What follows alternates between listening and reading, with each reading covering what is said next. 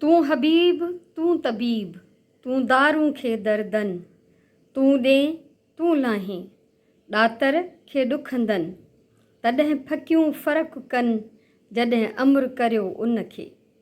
अस्सलाम वालेकुम।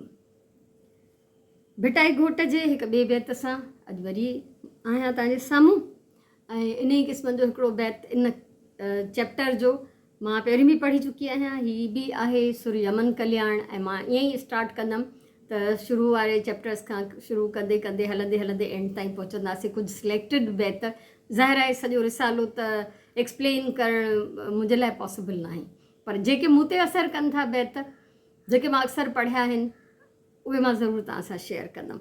सो बैत तव्हां ॿुधी चुका आहियो, हिकु दफ़ो वरी पढ़ां थी।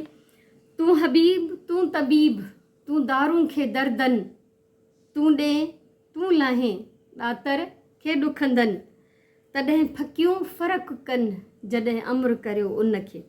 वरी बि हबीब केरु आहे? शाह लतीफ़ भटाई जो हबीब माना दोस्त। अलाह खे मुखातिब करे चए थो त तूं ई मुंहिंजो हबीब आहे, यानी दोस्त साथी मददगार, मुंहिंजो सभु कुझु तूं आहे। तूं तबीब, तूं ई मुंहिंजो डॉक्टर आहे, मुंहिंजो इलाजु करण वारो आहे, मुंहिंजा मर्ज़ मुंहिंजा बीमारियूं दूरि करण वारो आहे। तूं दारूं खे दर्दन, दारू माना दवा ऐं दर्द माना सूर तकलीफ़ूं इज़ा जेके बि आहिनि, ठीकु आहे। त चए थो तूं ई मुंहिंजे दर्दनि जो दारू आहे, तूं ई मुंहिंजे सूरनि ॾुखनि तकलीफ़नि इज़ानि बीमारियुनि जी दवा आहे। अलाह ई सभु कुझु आहे, ठीकु आहे। पोइ चए थो तूं ॾे तूं लाहीं।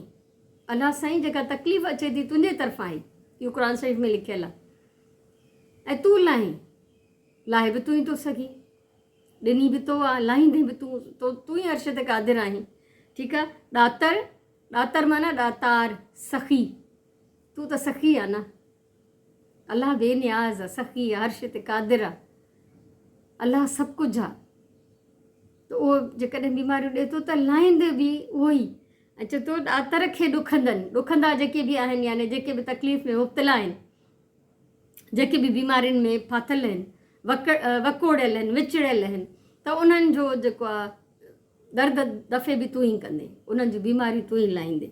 चए थो तॾहिं फकियूं फ़र्क़ु कनि, फकियूं माना सुतियूं फकियूं यानी दवाऊं मेडिसन्स, फ़र्क़ु कनि माना तब्दीली आणनि, दवाऊं असरु कनि। त तॾहिं फकियूं फ़र्क़ु कनि यानी तॾहिं असांखे दवाऊं असरु कंदियूं, तॾहिं असांखे उहे दवाऊं चेंज आणींदियूं जॾहिं अमृ करियो उन खे। अमृ माना हुकुम, जॾहिं अलाह जो हुकुम थींदो त उहा दवा बि असांखे असरु कंदी। त ॾिसो त केॾी गहरी ॻाल्हि आहे त शाह लतीफ़ भटाई अलाह साईं खे मुखातिब करे चए थो त तूं ई मुंहिंजो दोस्त आहे, तूं ई मुंहिंजो तबीब आहे, तूं ई मुंहिंजे दर्दनि जी दवा आहीं, ॿियो त कोई मुंहिंजी मदद नथो करे सघे, ॿिए कंहिंखे ताक़त ई न आहे, ॿिए कंहिंखे अख़्तियार ई न आहे। बा अख़्तियार हर्ष ते क़ादिर ज़ात सिर्फ़ु अलाह जी आहे, ऐं इंसान जो बहितरीनु साथी ऐं दोस्त ऐं मददगार सिर्फ़ु अलाह जी ज़ात आहे। त शाह साईं उन खे मुखातिब थो करे, तूं ॾे तूं लाहीं ॾातर खे ॾुखंदनि, ए मुंहिंजा ॾातार, ए मुंहिंजा सखी दाता, तूं ई ॾुखंदड़नि जूं बीमारियुनि जूं तकलीफ़ में मुब्तला माण्हुनि जूं मरीज़नि जूं सभु तकलीफ़ूं तूं ई लाहे थो सघे। आयूं बि तुंहिंजे तरफ़ां आहिनि, लाहींदे बि तूं। पोइ चए थो तॾहिं फकियूं फ़र्क़ु कनि जॾहिं अमृ करियो उन खे। त उहे दवाऊं बि तॾहिं असरु कंदियूं जॾहिं तव्हांजो हुकुम थींदो।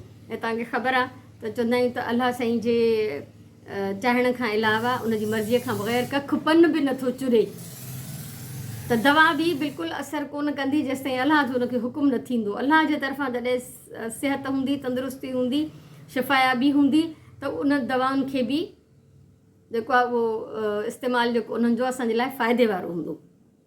त सॼे हिन बैत जो मक़सदु इहो ई आहे त सभु दुआऊं अलाह खां थियूं घुरिजनि, हर शइ ते वस वारो ऐं क़ादिर उहो ई आहे। उनखां सवाइ ॿियो को इंसान जो दोस्त साथी मददगार कोन्हे। जेका तकलीफ़ अचे थी उहा बि अलाह जे तरफ़ां थी अचे ऐं उनखे लाहिण जो बि वस रुॻो अलाह साईं खे आहे। अलाह ई उन शइ ते क़ादिर आहे त असांखां उहा मुसीबत उहा तकलीफ़ टारे, ऐं उनजे हुकुम सां ई असांखे सभु दवाऊं असरु कनि थियूं। ऐं असांजे लाइ जेके बि सिहतयाबीअ जा दर खुलनि था, ज़रिया खुलनि था, जेसि ताईं अलाह जो हुकुम न आहे त नथो थिए। ऐं जॾहिं उनखे ॿाॾाइजे थो, उनखां मदद घुरिजे थी, त यकीननि उहो ई बहितरीनु मददगार आहे इंसान। सो कमेंट ज़रूरु कजो, पंहिंजी राय ज़रूरु ॾियो त मुंहिंजी हीअ महिनत रायगान त न थी वञे, अजायो त नथी मां इहे सभु कुझु शेयर कयां तव्हां सां। हिननि मां कुझु पिराइणो आहे, ईअं न आहे त हिकु कन खां ॿुधी ॿिए कन खां कढी छॾियूं, बल्कि हिननि मां कुझु पिराइणो आहे असांखे। अलाह असां सभिनी खे तौफ़ीक़ ॾे। ऐं क़ुर ऐं हदीस खां पोइ अगरि कंहिं किताब में अलाह जे हुकुम जे बारे में कुझु ॿुधायल आहे त उहो शाह जो रिसालो आहे। सो कोशिशि कयो, उनखे पढ़ो, सम्झो। ऐं मुंहिंजो हे वीडियोज़ अगरि तव्हांखे पसंदि अचनि त ॿियनि सां बि ज़रूरु शेयर कयो, त जीअं असां हिन शाह अब्दुल लतीफ़ भटाई जे इन बहितरीनु पैगाम खे जेको अलाह जे हुकुमनि जे ऐन मुताबिक़ आहे उनखे आम करे सघूं। ख़ुशि हुजो, वरी मिलंदासीं। अल्लाह भाई।